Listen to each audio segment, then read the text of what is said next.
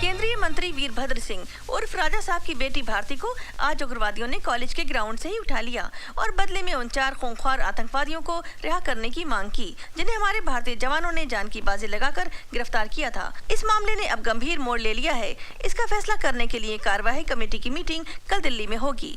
वीरभद्र सिंह जी, आप कैबिनेट कक्षा के सीनियर मंत्री हैं और आपके पीछे एक बहुत बड़े देशभक्त फैमिली का नाम भी जुड़ा है। माफ कीजिए मगन भाई, ये देशभक्ति, समाज सेवा, कानून, ये सारे अल्फाज किताबों में बंद ही अच्छे लगते हैं। अब आप ही मुझे बताइए, आप और आप जैसे चंद सीनियर पॉलिटिशियंस को छोड़कर आज के पॉलिटिकल फील्ड में कोई भी ऐसा आदमी है जो इन चीजों पर विश्वास करता है और इन पर अमल करता है? Let's be practical. आज राजनीति एक धंधा बन गया है, धंधा। इसका मतलब उस मिशन में हुई हमारे फौजियों की कुर्बानी बेकार जाएगी? देखिए, फौजियों के साथ मेरी बेटी को कंपेयर मत कीजिए। किसी भी हालत में मैं उन 4 टेररिस्टों के लिए अपनी बेटी को कुर्बान नहीं कर सकता। क्या जमाना आ गया है, लगता है महात्मा जी की बात सच होगी। मगन भाई, ऐसी कुर्बानी देने वाले नेताओं की आजकल सिर्फ मूर्तियां बनती हैं, जिनकी साल में एक बार सफाई की जाती है और मालाएं चढ़ाई जाती है, और बाकी के तमाम दिन परिंदे उनका आदर सत्कार करते रहते हैं। एक बात और मैं आप सबको बता दूं, आज मैं आप लोगों का भाषण सुनने नहीं आया हूं, मुझे फैसला चाहिए, वो भी मेरे फेवर में। ये तो सरासर ब्लैकमेलिंग है। ऐसा ही समझो। हर हालत में मुझे मेरी बेटी जिंदा चाहिए। अगर उसे कुछ हो गया तो आपकी ये मिलीजुली सरकार उड़ी समझो। 30 MP हैं मेरे पास, जिनके बलबूते पर आपकी ये सरकार चल रही है। इसे धमकी नहीं, मेरा फैसला समझना। और सब जानते हैं कि वीरभद्र सिंह जो फैसला सुनाता है तो कभी नहीं बदलता। सर, क्या फैसला हुआ आज की मीटिंग में? अभी तक कोई फैसला नहीं हुआ है, मगर मैंने अपना फैसला सुना दिया है। एक बेटी तो क्या, अगर मेरी 10 बेटियां भी होती तो मैं उन सबको अपने देश के लिए कुर्बान कर देता। इन आतंकवादियों को इस मुल्क से हमेशा के लिए खत्म करने की कसम खाई है मैंने। और ऐसे मौके पर अगर हम जैसे लीडर झुक जाएं तो इस देश की जनता का क्या होगा, इस देश का क्या होगा? सर एक मिनट, सर रुकिए तो। सर फिर कमेटी का फैसला क्या होगा? अब फिलहाल उसके बारे में मैं कुछ नहीं कह सकता।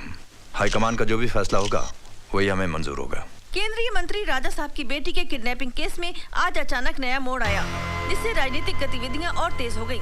कार्यवाही कमेटी की मीटिंग में पर्दे के पीछे कौन सा राजनीतिक खेल खेला गया कि राजा साहब के न होने के बावजूद भी हाई कमांड ने ये फैसला किया कि उन 4 खूंखार आतंकवादियों को राजा साहब की बेटी भारती के रिहाई के बदले में छोड़ दिया जाएगा। इस मामले में हमारे दिल्ली के संवाददाता की एक रिपोर्ट। मनोज, क्या तुम बता सकते हो कि 4 दीवारी के पीछे खेले गए इस खेल का असली हीरो कौन हो सकता है? राजनीति में कुछ भी हो सकता है, मगर यहाँ दिल्ली में ऐसी अटकलें लगाई जा रही है कि गवर्नमेंट गिराने की धमकी देकर राजा साहब कोई खतरनाक खेल खेल रहे हैं। मगर इन सारी बातों पर अब तो पर्दा पड़ा ही रहेगा, क्योंकि आज रात को ही उन 4 आतंकवादियों को छोड़ दिया जाएगा और भारती अपने घर वापस लौटेगी और उसकी इस वापसी का राज हमेशा राज ही रहेगा। मनोज बाजपेयी, नई दिल्ली, आज तक।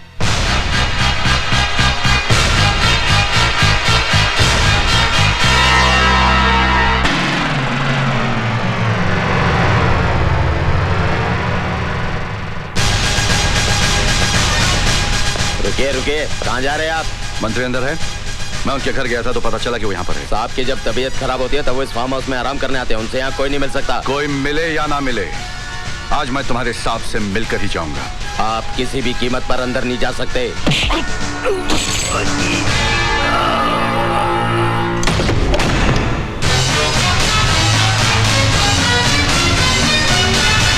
पता नहीं तुम जैसे गद्दार और देशद्रोही नेता का असली रूप हमारे देश की अंधी जनता कब देखेगी।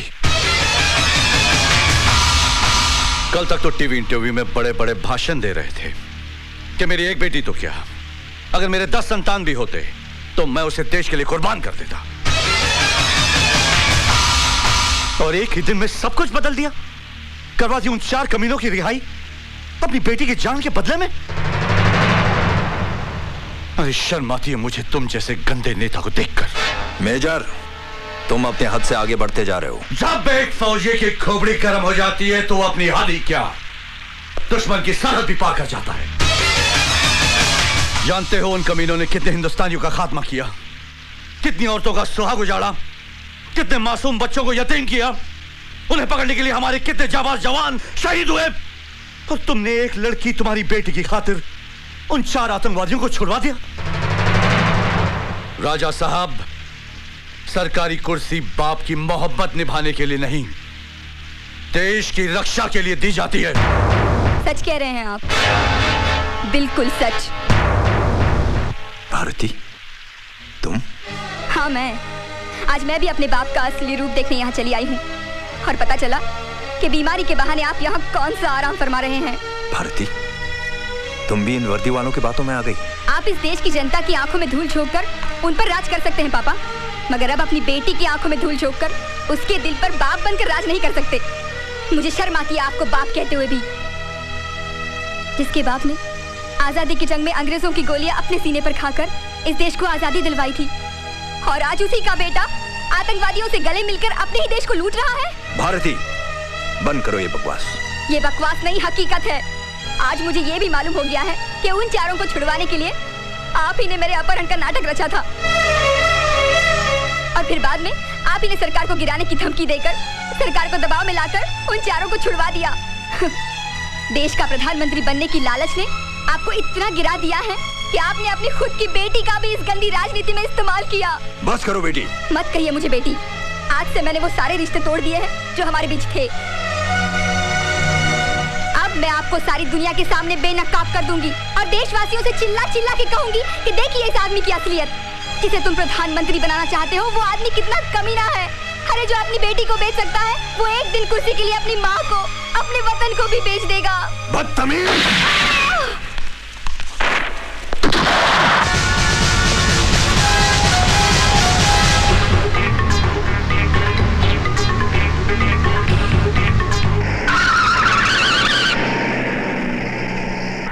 वीरभद्र सिंह आतंकवादियों से मिला हुआ है sir. What? That's not possible. उसने अपनी बेटी को भी मार दिया सर, अपनी असलियत छुपाने के लिए। जी हाँ, वो इस वक्त मेरे कब्जे में, मैं उसे हेडक्वार्टर ले आ रहा हूँ sir.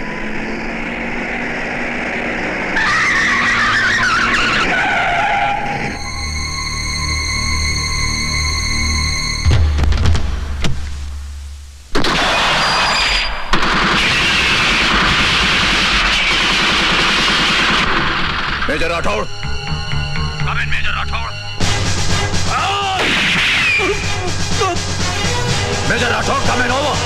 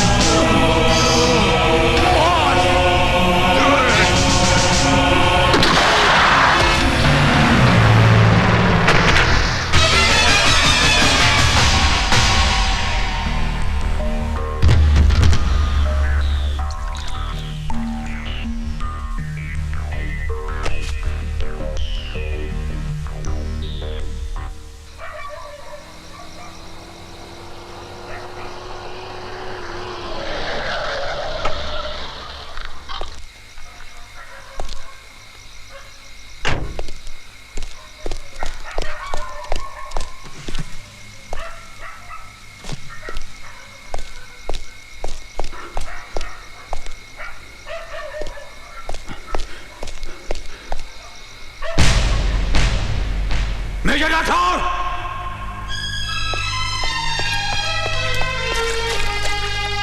Major Rathore! Major Rathore! Major Rathore! Major Rathore! Major Rathore!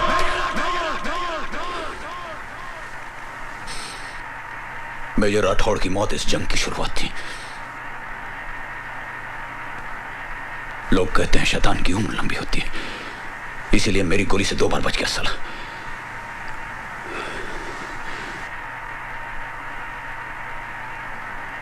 हालात फिर कुछ यूं बदले कि मैं अपना मिशन पूरा नहीं कर सका। एक सच्चा सरदार मर सकता है लेकिन अपने बाल नहीं काटेगा। उस दिन वाहिगुरु के सामने अपनी आंखों में आंसू भरे मैंने अपने हाथों से अपना रूप बदल डाला और मजबूरन वो सब कुछ किया जो मेरे धर्म और तबीयत के खिलाफ था। कहानी यहां खत्म नहीं होती। इस दुनिया में मैं एक अकेला इंसान हूं, एक अकेला बदनसीब इंसान जिसने जीते जी अपनी बीवी को विधवा के रूप में देखा हो। सच्चाई ये है सच्चाई।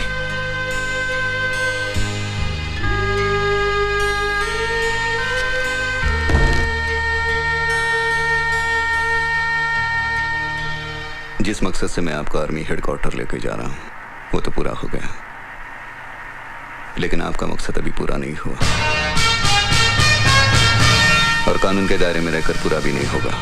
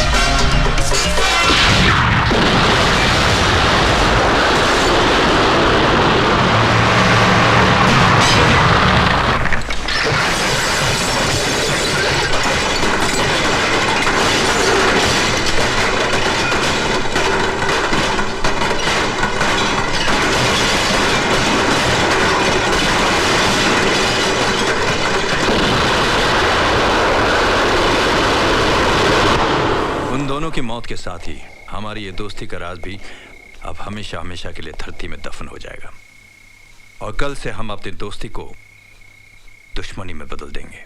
वो अपनी दुश्मनी? हाँ, मगर सिर्फ दुनिया की नजर में। वो कैसे? मैं कुछ समझा नहीं। ओए, आने वाली नवरात्रि में तुम्हारा यह ऐलान होगा कि वैष्णो देवी के मंदिर में तुम पूजा नहीं होने दोगे। उस ऐलान के सामने हमारा यह चैलेंज होगा कि किसी भी कीमत पर हम माता के मंदिर में जाकर पूजा करके ही रहेंगे। चंगेजी, अगर हमारा यह मकसद कामयाब रहा तो समझ लो मैं नेशनल हीरो बन जाऊंगा। उसके बाद लाल किले पर तिरंगा लहराने से मुझे कोई नहीं रोक सकता। इंशाअल्लाह, इंशाअल्लाह।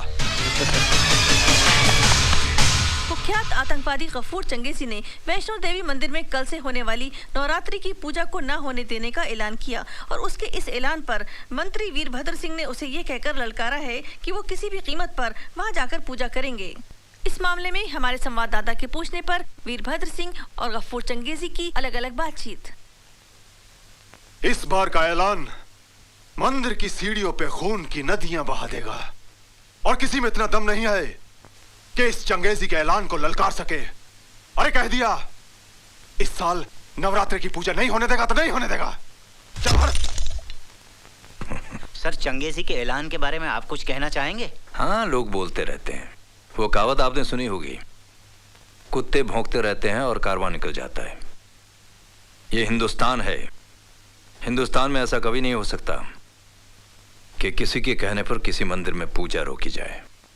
मैं वादा करता हूं उस मंदिर में सबसे पहले मैं ही खुद जाकर पूजा करूंगा, चाहे अंजाम कुछ भी हो जाए। अब चंगेजी और हम दोनों एक्टर बनने लायक हो गए हैं। ये आप लोग क्या कह रहे हैं? Yes sir, this is a fact. ये उनका प्लान है। अगर उनका ये प्लान कामयाब हो गया, ऐसा हो गया तो आतंकवाद फैलेगा। वो लोग हिंदुस्तान के टुकड़े कर देंगे sir. You may proceed. Thank you sir.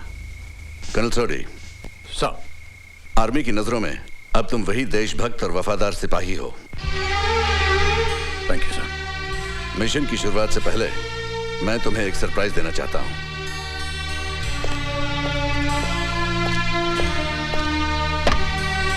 आइए।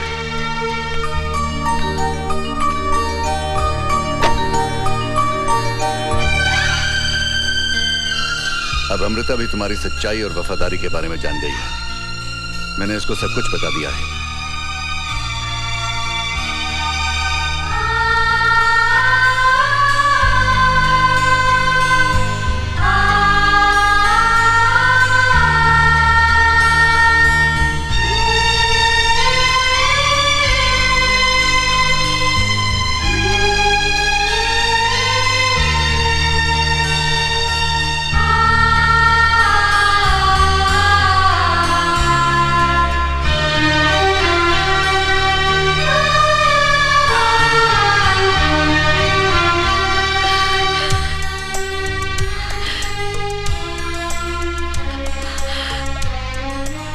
बस कौन कुछ न बोली।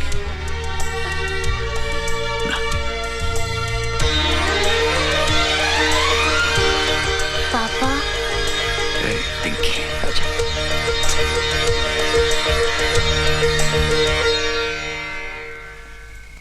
मेजर अजीत आर्या। सर, तुम्हारे गर्म दिमाग को ठंडा करने का इलाज भी मैं लाया हूं। सर, वो देखो।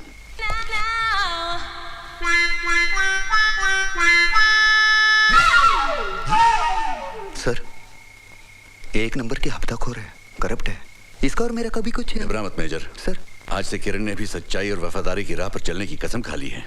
हाँ जी, ब्रिगेडियर साहब ठीक कह रहे हैं। आज मैं भी इस वर्दी की असली कीमत को समझ गई हूँ। आज से तुम्हारी जिंदगी के हर मिशन में मैं तुम्हारे साथ रहूंगी, एक वफादार और जांबाज सिपाही की तरह। हाथ क्या मिला रही है, गले लगा ले। क्यों? बोला था ना, दिल पे नाम ना लिख दूं तो मेरा नाम नहीं। लिख दिया ना, हो गई ना आज मेजर की चिट्ठी। बंदे साहब, ज्यादा रिलैक्स ना हो जाएं। सर, मिशन याद रखें। सर, जय माता दी। जय माता दी।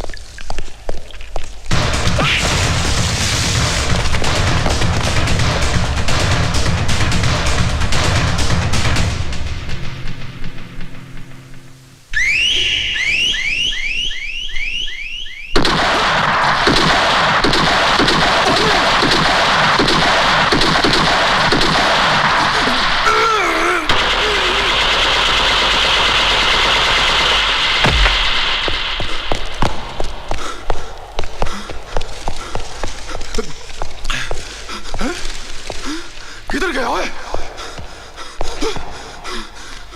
शकूर, जगीरा, हादरा, हो शाबादा, किधर किधर बोलो, मेरे से बात करो। वो देखो, मार दिया सबको।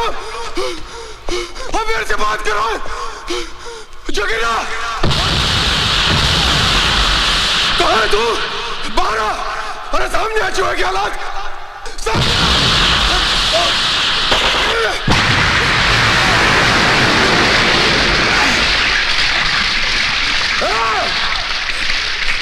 सुअर के हालात सामने आ।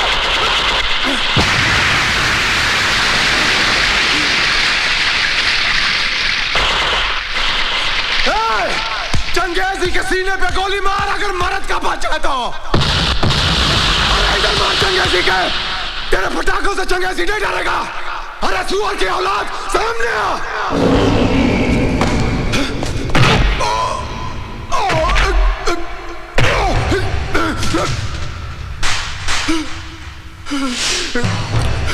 बख्श बख्श दे, तू चंगेजी की जान बख्श दे रे, बख्श दे। राजपूत दुश्मन को बख्शता नहीं, फिर भी एक मौका देता हूं। ये लो अंग्रेजी सिक्का, बोल हेड या टेल? हेड। हेड। हेड। तूने भी मेरे मन की बात बोल दी। नहीं, टेल टेल टेल।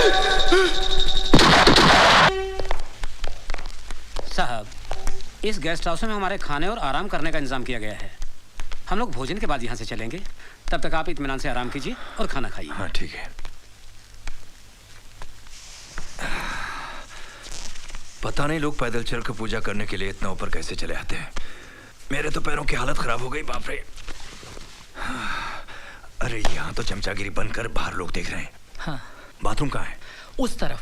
अभी वहां भी मेरे पीछे मत आ जाना। जी। अरे कमर में भी दर्द है।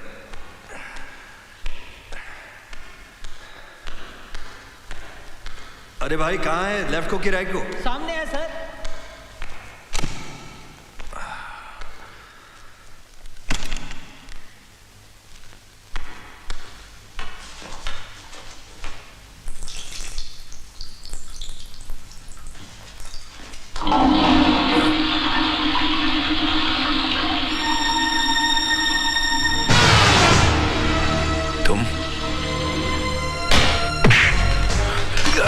आवाज निकाली तो जबान खींच दूंगा तेरी।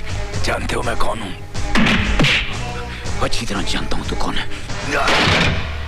यहाँ के पॉलिटिकल सिस्टम की नाजायज औलाद है। वतन बेचने वाला अपनी ही माँ का दलाल है तू। तुम्हारा सबसे बड़ा गुनाह तो यह है कि तूने आर्मी के साथ राजनीति खेली। और आज तो तूने धर्म की गंगा को भी अपनी गंदी राजनीति की गटर में बहा दिया। मैं चाहूं तो तुम्हें अभी खत्म कर दूं, लेकिन तुम जैसे गद्दारों का अंत एक अलग अंदाज से होगा। तुम कहलाए जाओगे शहीद, लेकिन मौत मिलेगी कुत्ते की। खबरदार कोई भी हिला तो, नहीं तो मेजर अजीत की खोपड़ी को रोशनदान बना दूंगा। Relax, relax. कहां है वो देशभक्त, वो धर्म का रखवाला, जिसने मेरी धमकी के बावजूद इधर आने की हिम्मत की है? Don't fire. किधर है वो? बाथरूम में। चलो।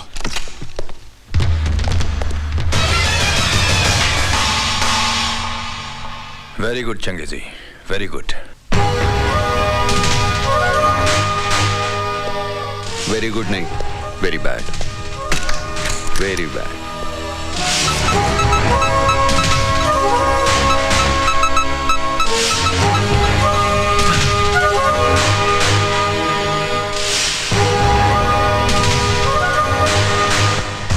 वीरभद्र सिंह,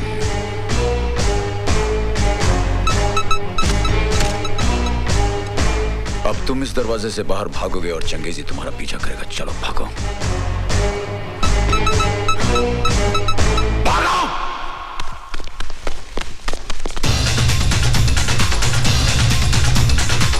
प्रेम से बोलो, सारे बोलो, वो आवाज नहीं सुन रहा। फायर मत करना, फायर मत करना, कोई फायर नहीं करेगा। अरे राजा साहब क्यों भाग रहे हैं? हाँ यार, कुछ गड़बड़ हुई लगती है। हटाओ, हटाओ, हटाओ।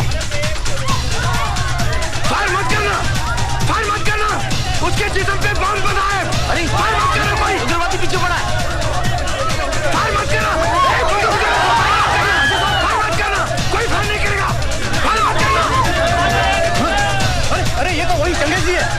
बहुत खतरनाक उग्रवादी है।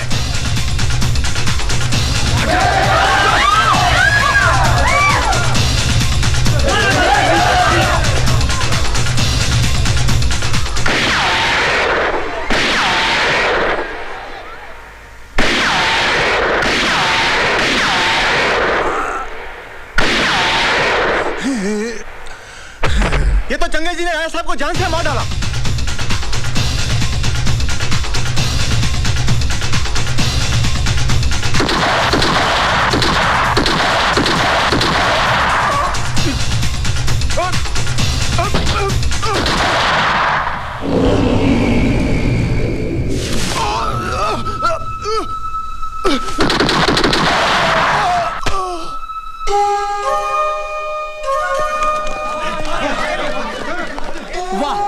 शहीद की मौत मिली है राजा साहब को। हाँ यार, जान देकर अमर हो गए।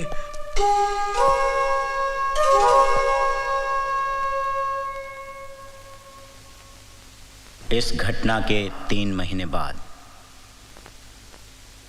आज हम सब हमारे महान नेता शहीद वीरभद्र सिंह उर्फ राजा साहब की प्रतिमा की स्थापना के शुभ अवसर पर यहां एकत्रित हुए हैं। मैं उस मिलिट्री ऑपरेशन को कामयाब बनाने वाले और सभी आतंकवादियों को खत्म करने वाले जांबाज मेजर अजीत आर्य से निवेदन करता हूं कि वो यहां पर आएं और अपने हाथों से इस प्रतिमा को फूल माला पहनाएं।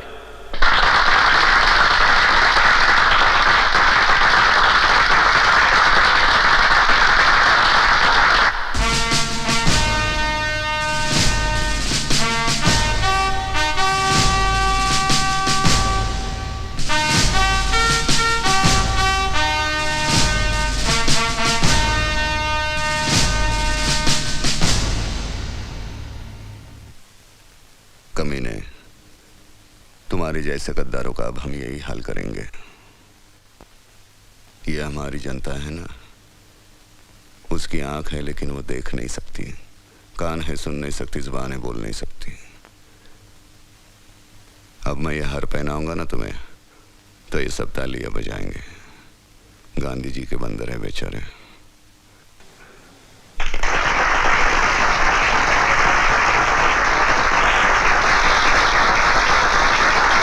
देखा ना, आज तो इन्होंने बड़ा सम्मान किया है तुम्हारा पुतला बना के, लेकिन आज के बाद ये सब तुम्हें भूल जाएंगे, क्योंकि इनकी याददाश्त बड़ी कमजोर है, सब कुछ भूल जाते हैं। अच्छे अच्छे को भूले तू किस खेत की मूली है।